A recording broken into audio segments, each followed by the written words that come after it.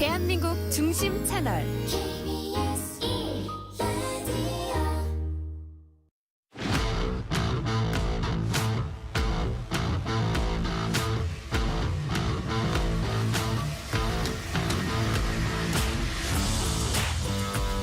한상원의 스포츠.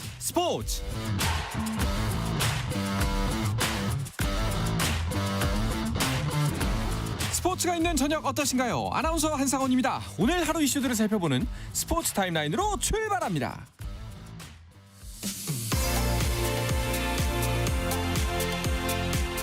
11회 연속 월드컵 본선 진출에 도전하는 홍명보호가 완전체로 이라크 현지 적응에 돌입했습니다. 축구대표팀은 현지 시간으로 3일 오후 9시, 한국 시간으로는 오늘 새벽 3시 이라크 바스라의 알페아 스타디움에서 26명 전원이 모인 완전체로 첫 훈련을 실시했습니다. 낮 기온이 섭씨 45도에 달하고 밤에도 35도를 오가는 무더위로 인해 홍명보호 훈련은 최대한 늦은 오후 9시부터 시작됐다는 소식입니다. 22세 이하 축구대표팀을 이끌게 된 이민성 감독이 내일 호주와의 평가전을 앞두고 내년 아시안게임에서 정상에 서겠다는 출사표를 밝혔습니다. 이 감독은 취임 기자회견에서 올림픽에서는 동메달 그 이상을 따내는 게 꿈이라고 밝히면서 2018년 자카르타 아시안게임 때 코치를 하면서부터 22세 이하 대표팀 감독직을 꿈꿔왔다며 동시에 다른 제안들이 왔더라도 거절했을 것이라고 말했습니다. 한국 여자 배구 대표팀이 2025 국제배구연맹 발리볼 네이션스리그에서 독일과의 첫 경기를 앞둔 가운데 대표팀 주장 강소희가 기자회견에 참석해 발리볼 네이션스리그 잔류 의지를 밝혔습니다. 18개의 참가국 중 최하위는 내년 VNL 무대에서 뛸 수 없기 때문에 우리나라가 강등되지 않으려면 2승 이상을 거둬야 하는 상황입니다. 미국 프로야구 메이저리그 인기를 양분하는 다저스의 오타니 쇼헤이와 양키스의 에런 저지가 사상 최초로 MLB 이달의 선수에 함께 선정됐습니다. 25년 만에 미국 프로농구 동부 컨퍼런스 결승에 오른 뉴욕 닉스가 팀 티보도 감독을 전격 경질했습니다. 뉴욕이 지난 1일 인디애나 페이서스와의 컨퍼런스 결승 6차전에 서서 탈락한 지 사흘 만에 이뤄진 결정입니다.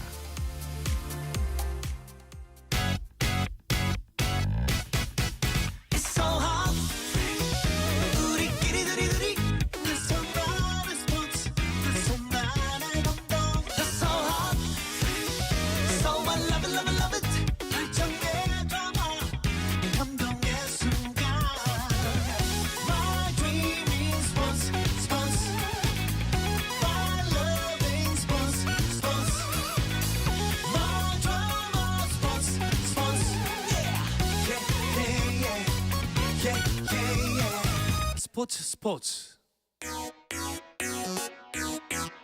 No problem.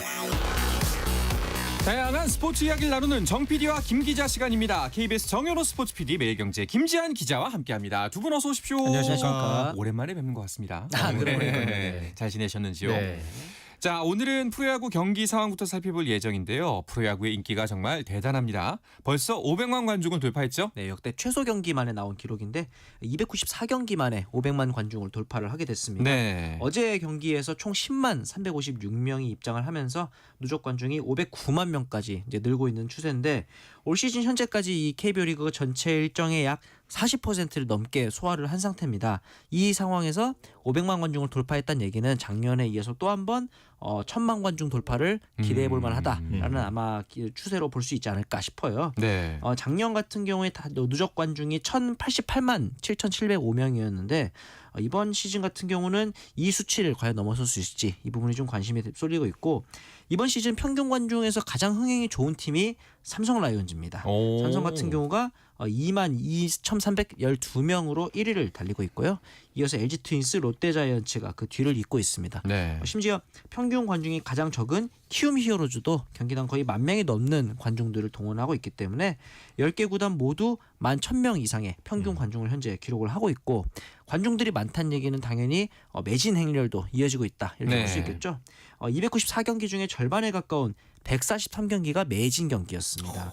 이 중에서 이제 특히 한화 같은 경우는 현재까지 홈에서 29경기를 했는데 26차례나 3경기 빼고 다 매진이었고요. 90%네요. 그렇죠. 네. 여기에 더해서 이제 그 전에 홈에서 22경기 연속 매진이라는 이 부분 신기록을 또 이제 경신을 하고 있었습니다. 삼성 같은 경우도 역시 평균 관중 1위답게 홈 33경기 중에 26차례나 만원 관중이 들어서고 있는데 역시 이런 걸 볼 때마다 이제는 프로야구가 어떤 그 단순히 프로스포츠 이상을 넘어서 뭐랄까 어떤 아이콘으로 자리매김하는 게 아닌가 좀 그런 뿌듯한 마음이 들기도 합니다. 그렇습니다. 이게 또 뭐 인기에 또 한 몫을 하는 게 순위 경쟁이 굉장히 치열하게 이루어지고 있기 때문에 더욱더 그렇죠. 팬들이 더 몰리는 것 같습니다. 그렇습니다. 자, 그렇다면 오늘 경기는 어떻게 진행되고 있을지 살펴보도록 하죠. 김지한 기자가 정리해 주시죠. 네, 오늘도 5개 구장 모두 경기가 열리고 있습니다. 먼저 잠실에서 열리고 있는 기아와 두산의 경기. 오늘 이 경기 매진 기록을 또 달성을 해냈고요. 현재 원정팀 기아가 현재 홈팀 두산을 상대로 7회 초 현재 5대3으로 앞서가고 있습니다. 그리고 대전에서 열리고 있는 KT와 한화의 경기 현재 5개 구장 가운데 가장 빠르게 경기가 진행이 되고 있는데 원정팀 KT가 2대1로 앞서 있습니다. 또 창원 NC파크에서 열리고 있는 LG와 NC의 경기에서는 현재 홈팀 NC가 6회 말 진행 중인 가운데서 5대2로 앞서가고 있고요.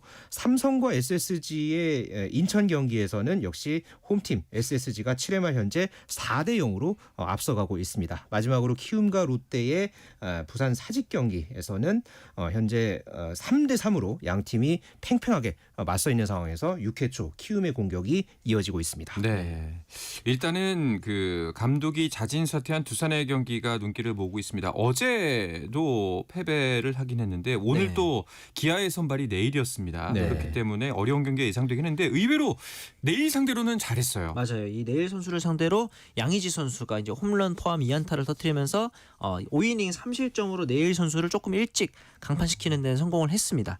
그러나 이제 오늘 선발이었던 최민석 선수도 신예치고는 5이닝 3실점으로 비슷하게 잘 던졌는데 구원 등판했던 이영하 선수가 방금 전에 이 위즈덤 선수에게 투런 홈런을 허용하면서 현재 5대3으로 스코어가 벌어진 상태였고요. 이승엽 감독이 이제 2일 날 사퇴 의사를 밝히면서 이제 이번 시즌 최초로 경질된 감독이 됐는데 사실 이 이승엽 감독이 이번 시즌 두산의 성적이 워낙 안 좋다 보니까 이런 결과를 결국 가져온 게 아닌가라는 생각이 들고요. 2022년에 김태형 감독의 뒤를 이어서 두산의 지휘봉을 잡게 됐는데 네. 당시에 이 신임 사령탑 중에서 역대 최고액이었던 총액 18억 원의 계약을 했었습니다. 그러면서 3년 내에 반드시 한국 시리즈 진출 그리고 우승까지 거머쥐겠다라는 이야기를 했었는데 뭐 작년 그리고 재작년에 와일드카드 결정전에 질주하긴 했습니다만 그 이상의 가을 야구 성적까지는 이뤄내지 못했었거든요. 네. 이번 해가 계약 마지막 해다 보니까 좀 심기일전하고자 하는 모습이 있었을 텐데 현재까지는 키움과 더불어서 2약으로 평가를 받고 있는 상황이다 보니까 구단 입장에서도 이승엽 감독에 대한 어떤 그런 압박이 있지 않았을까. 그래서 자진 사퇴로 이어지지 않았을까라는 조금 안타까운 그런 소식이 또 있었습니다. 그렇습니다. 두산 입장에서는 나름의 초강수 그리고 진짜 가장 강력한 분위기 전환용 카드를 쓴 셈인데 네. 코치진도 대폭 물갈이를 했다면서요. 어제 대폭 개편이 있었죠. 이 네. 박성민 타격 코치가 결국 계약 해지가 됐고요. 박 코치가 떠나면서 고토고지 수석 코치가 타격 코치를 일단 겸임하기로 했습니다. 그리고 이 퓨처스 2군 팀에서 이 코칭 스태프로 일하던 스태프들이 대거 1군으로 올라왔거든요. 조중근 이 퓨처스 타격 코치가 1군 타격 보조 코치를 맡게 됐고요. 또 이 퓨처스 팀에서 투수 코치를 맡았던 가드겸 코치가 네. 1군 불펜 코치로 역시 자리를 이동했습니다. 또 퓨처스 팀의 작전 주루 코치였던 김재현 코치가 1군 주루 코치로 선임이 돼서 1루를 담당하게 됐고요. 기존의 1군 주루 코치였던 임재현 코치가 작전 코치를 맡으면서 3루에 이렇게 맡게 됐는데요. 이렇게 대대적인 이 코칭 스태프 개편을 통해서 뭔가 분위기를 이제 쇄신하려는 그런 움직임은 확실하게 보였던 두산이었습니다. 네. 자, 그리고 두산과 맞붙고 있는 기아 얘기를 좀 해보면요. 반등이 필요한 기아인데 네. 계속해서 부상 때문에 발목이 잡혔습니다. 네. 그래서 그런지 트레이닝 파트를 개편에 나섰다는 소식이 있네요. 저도 보면서 참 똑같은 부위라고 할 수 있는 이 햄스트링 부상이 뭐 대부분의 선수들한테서 나오고 있고 네. 이게 심지어 이 이범호 감독이 선수 시절 때부터 왜 이렇게 기아 선수들만 햄스트링 부상이 많을까 이런 얘기가 나왔었는데 이렇다 보니까 이 트레이닝 파트가 대체 어떻게 어떤 훈련을 진행하길래 그러는 건가라는 팬들의 비판 어린 목소리들이 많았거든요. 결국 그렇다 보니까 이 퓨처스팀에 있던 스트렝스 앤 컨디셔닝 담당 코치 3명이 1군으로 또 이동을 하고 1군의 트레이닝 코치들이 2군으로 이동하는, 여기도 마찬가지로 분위기 쇄신의 목적이 있지 않았나라는 생각이 들고요. 특히 이 중에서 이 박정우 코치 같은 경우는 육상 선수 출신입니다. 아무래도 이 햄스트링이라는 부위가 급하게 가속을 하거나 감속을 하는, 육상에서 자주 하는 그런 동작들에서 비롯되는 부상이 가능성이 높다, 이렇게 보기 때문에 이 박정우 코치가 조금 이런 부분들에 대한 섬세한 조언을 해준다면은 기아 내에서는 거의 뭐랄까 좀 햄스트링 악령이 지금 돌고 있다는 얘기가 있을 정도인데, 이런 부분들을 조금 해소해 줄 수 있지 않을까라는 또 기대를 하게 됩니다. 조금 네. 또 다른 이야기이긴 한데 사실 오늘 또 이 기아의 에이스인 제임스 네일 선수가 좀 아찔한 상황이 있었어요. 아하. 예, 5회에 이제 타구, 그러니까 상대 이 제이크 케이브의 정면 강습 타구를 이 몸으로 막았어요. 예, 그러면서 투수 땅볼로 만들어내기는 했습니다만은 이후에 이 네일 선수가 조금 이제 아파하는 그런 모습을 보여서 일단 좀 더 이 연습 투구를 한 다음에 그리고 나서 5회를 끝내기는 했습니다. 네. 그런데 내일이 결국은 또 이렇게 강판이 되면서 이후에 이제 네일 선수가 또 큰 부상이 아니냐라는 우려가 있었는데, 조금 전에 이 기아에서 이제 공식적으로 발표를 한 내용에 따르면은 일단 큰 부상은 아니고 아하. 우측 손등 타박상을 당했다. 미세 부종이 있어서 보호 차원에서 교체했다, 이렇게 설명을 했거든요. 다행이네요. 이 네일 선수까지 만약에 또 이렇게 다쳐서 뭐 장기간 또 이 팀에서 만약에 팀 전력에서 이탈을 하는 상황이 됐었더라면은 기아 입장에서는 또 마운드 운영에서도 상당히 좀 어려움을 겪을 수 있는 상황이었는데, 일단은 현재 네일 선수의 이 부상 상황은 그렇게 크지 않은 것으로 지금까지는 밝혀지고 있습니다. 네, 다행입니다. 네. 자, 그리고 중위권 경쟁이 치열한 상황이기 때문에 삼성 대 SSG의 주중 3연전도 큰 관심을 모으고 있는데, 어제 이제 연승을 SSG가 저질했잖아요. 맞습니다. 삼성이 8연승을 이제 저지를 했고, 그러면서 이제 오늘 같은 경우는 이 최원태 선수와 김건우 선수의 선발 맞대결이었는데, 특히나 이 김건우 선수 같은 경우는 저번 시리즈에서 삼성과의 경기 때 약간의 그 세레모니 때문에 이슈가 되어서 특히나 더 관심이 가는 상황이었는데, 일단 결과만 놓고 보면 김건우 선수가 보란듯이 좀 압승을 거둔 상황입니다. 5이닝 동안 삼진 5개 포함해서 무실점으로 삼성의 타선을 틀어막았고요. 반면에 이 최원태 선수 같은 경우는 5이닝 동안 4실점을 내주면서 지금 이제 현재 스코어가 4대 0으로 끌려가고 있는 상황이거든요. 네. 이제 삼성에서는 최원태 선수가 내려가고 백정현 그리고 황동재 선수까지 불펜으로 이어지고 있는데, SSG도 여전히 김민, 노경은, 이로운, 소위 말해서 지금 SSG에서 가장 필승 카드들이 연달아 나오고 있는 상황이어서 이렇게 된다면은 삼성이 오늘 경기에서 팀 전체 5안타에 그치고 있는 상황이다 보니까 이 빈타에 대한 고민이 좀 계속될 것으로 보입니다. 네. 자, 삼성은 오승환 선수를 복귀시켰네요. 네, 73일 만입니다. 개막한 지 73일 만에 1군 엔트리에 오승환 선수를 복귀시켰는데요. 그러면서 내야수 차승준 선수를 엔트리에서 말소를 시켰습니다. 사실 오승환 선수가 올 시즌 퓨처스 리그에서의 이 투구 내용을 전반적으로 보면 11경기에서의 평균 자책점이 무려 11.00에 달했습니다. 썩 좋은 그런 투구 내용은 아니었거든요. 그렇지만은 최근에 이 3경기에 등판을 했었을 때는 또 무실점으로 호투했다고 이제 전해지고 있습니다. 어제 이 박진만 감독이 오승환 선수를 1군 엔트리에 올리면서 그동안 퓨처스에서 꾸준하게 몸을 만들고 준비를 잘해왔으면서 또 구위도 괜찮다는 보고를 받고서 1군 엔트리에 올리게 됐다, 이렇게 배경 설명을 했거든요. 오승환 선수가 과거처럼 어떤 이 삼성의 뭐 강력한 마무리 이런 역할까지 보다는 뭔가 이 중간 개투에서 어느 정도 무게감 있는 역할을 오승환 선수에게 좀 맡길 것으로 그렇게 지금 기대를 하고는 있습니다만은, 어제와 오늘 경기에서 삼성이 공교롭게 좀 이 리드를 이렇게 잡는 그런 상황을 만들지는 못하고 있기 때문에 일단 어제 오늘 경기에서 오승환 선수가 투구하는 모습은 조금 보기는 어려운 그런 현재 실정입니다. 알겠습니다. 자, 그리고 3강 체제가 사실 주중 3연전 시작하기 전까지는 이제 슬슬 균열이 보이나 보다 라는 조짐이 있었었는데, 롯데가 3위를 잘 지켰습니다. 최근 부진했던 박세영 선수가 오늘 선발 등판했는데 초반 잘해주고 있다가 지금 또 실점을 하면서 점수가 벌어졌네요. 아마 강판을 당한 것 같고. 네. 박세용 선수가 이제 좀 지친 걸까요? 그러게 말이에요. 지금 박세용 선수가 한때는 뭐 지구 다승왕이다 이런 그렇죠. 얘기가 있을 정도로 뭐 모든 리그를 통틀어서 굉장히 빠른 다승 페이스를 보여줬었는데 결국 이 피로도에 대한 그런 인터뷰를 한 이후에 볼넷이 2배로 늘고 탈삼진이 절반으로 뚝 떨어졌다 이런 이야기를 했었는데 오늘 경기도 좀 마찬가지입니다. 비록 오늘 경기 탈삼진 7개를 잡아내긴 했지만 여전히 이 볼넷 사사구가 5개나 됐기 때문에 5와 3분의 1이닝을 던졌다는 점을 봤을 때는 이 사사구와의 싸움에서 결국은 조금 발목을 잡지 않았나라는 생각이 들고요. 이후에 또 김진욱 선수가 롯데에서는 등판을 했었는데 김진욱 선수도 마찬가지로 고질적인 제구 문제 이런 부분들을 좀 호소를 했었는데 오늘 경기도 방금 보니 이 박세웅 선수가 볼넷을 연속 이제 볼넷을 내주면서 결국 강판이 됐고 네. 뒤에 올라온 김진욱 선수가 이 송성문 선수에게 역전 3런 홈런을 허용한 겁니다. 전형적인 어떻게 롯데 팬들 입장에서 정말 소위 말해 좀 뒷목 잡을 것 같은 네. 그런 패턴이 되고 있는데 이 미완의 대기라고 볼 수 있는 김진욱 선수가 조금 하루빨리 좀 진입을 로테이션에 진입하는 것이 롯데 팬들의 바람이 아닐까라는 생각도 듭니다. 야, 6점이 모두 송성문 손에서 나왔네요. 아, 그렇죠. 네.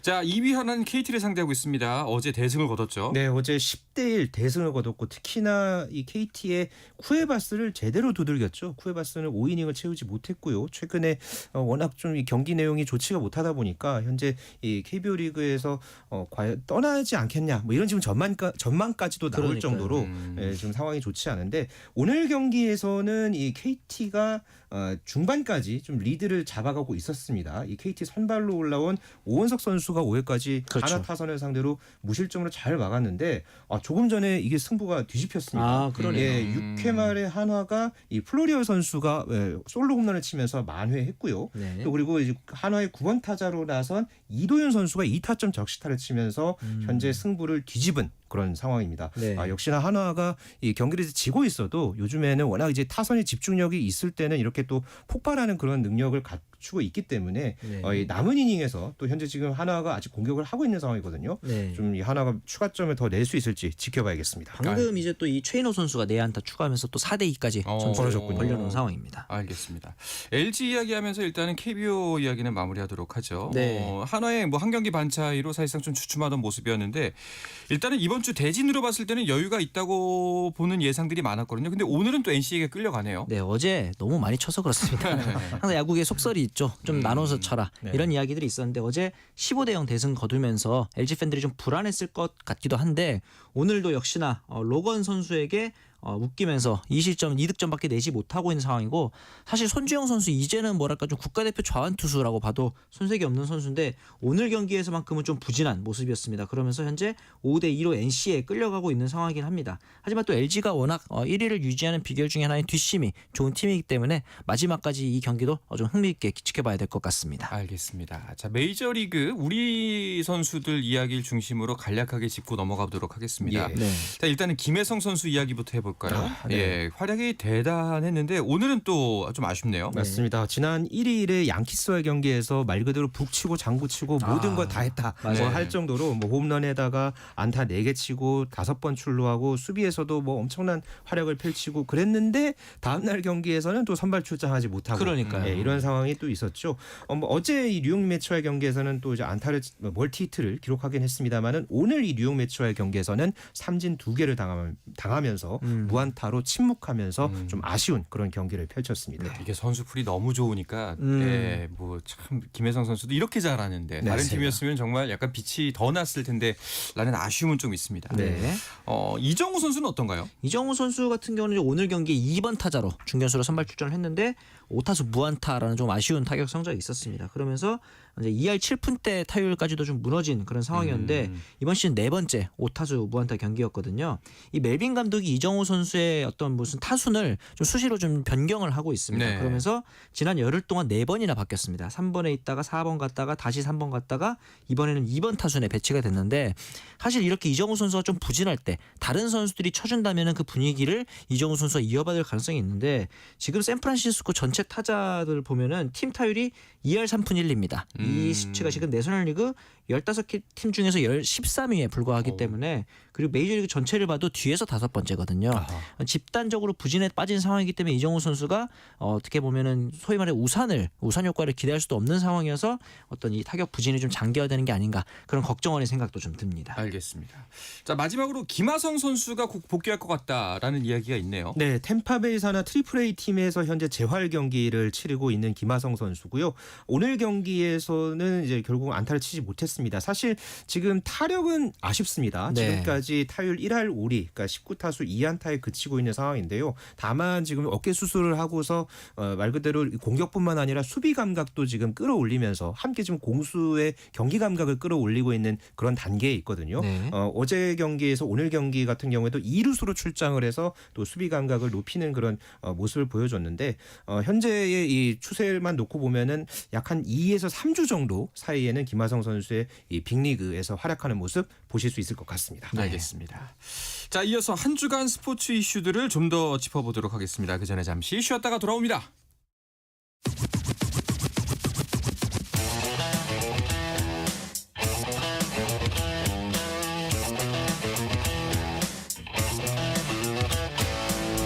짜릿함이 살아있는 시간.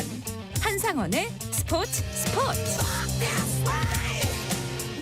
어떤 스포츠 이야기도 나눌 수 있는 정 PD와 김 기자 시간입니다. 정현호 KBS 스포츠 PD, 매일경제의 김지한 기자와 함께하고 있습니다. 자, 한 주간 스포츠계에서 주목받았던 이슈들을 좀 더 짚어보도록 하겠습니다. 프로농구 FA 시장 열기가 굉장히 뜨겁습니다. 이적이 많았는데요. 이루어진 이적 시장의 결과물들 정리해 주시죠. 네, 지금 보시면은 총 52명의 FA 선수가 있었는데 이 중에 26명이 계약을 체결한 상태입니다.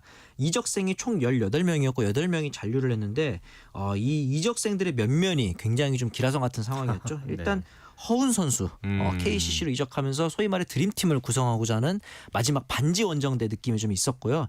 이렇게 되면서 이제 발등에 불이 떨어진 KT는 허운 선수의 공백을 메꾸기 위해서 김선영 선수를 잡습니다. 네. 김선영 선수 어떻게 보면 SK의 레전드 그리고 이제 프랜차이즈라고 할 수 있었는데 이렇게 되면서 이제 SK가 또 발등에 불이 떨어지죠. 그러면서 이제 안영준 선수 잔류와 더불어서 가드인 김낙현 선수를 또 영입을 합니다. 네. 김낙현 선수도 정상급 가드이지만 지난 시즌 부상 때문에 조금 이제 부진한 상황이었기 때문에 반등을 노리는 상황이 됐고 이렇게 되면서 이제 한 가지 또 재밌는 가드들의 이제 이동이 있었는데 어떤 게 있었냐면은 잔류협상 마지막 날에는 대표적인 앙숙 관계라고 할 수 있는 이정현과 이관희 선수가 서로 유니폼을 갈아입었습니다.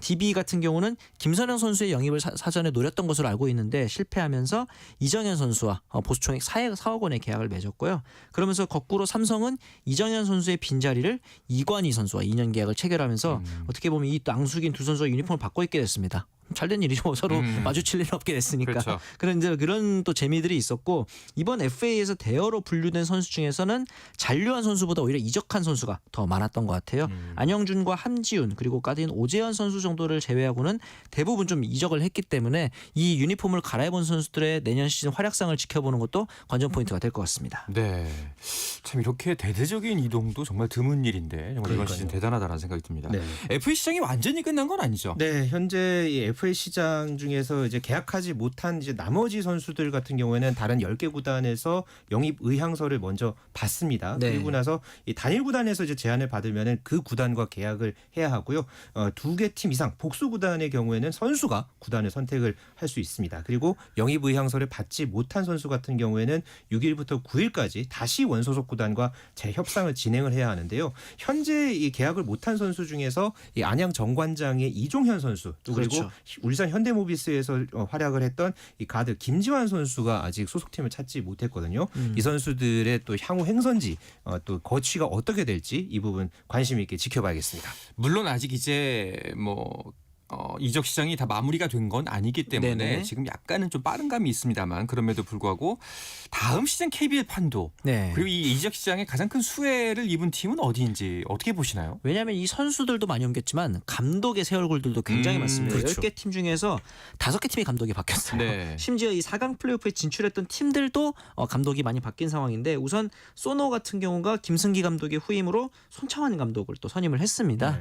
이 손창환 감독 같은 경우는 화려한 선수 경력을 가지고 있지는 않았지만 희생을 하는 리더십으로 보유하고 김승기가 있다. 아니라 김승기 감독의 후임으로 김태수 감독을 선임했는데 그 이후에 그렇죠. 김태수 감독이 이후에 선임을 하게 됐고 이어서 또 부산 KCC 같은 경우는 전창진 감독 이후에 새로운 얼굴로 이상민 감독 또 하나의 프랜차이즈를 선임을 했고요.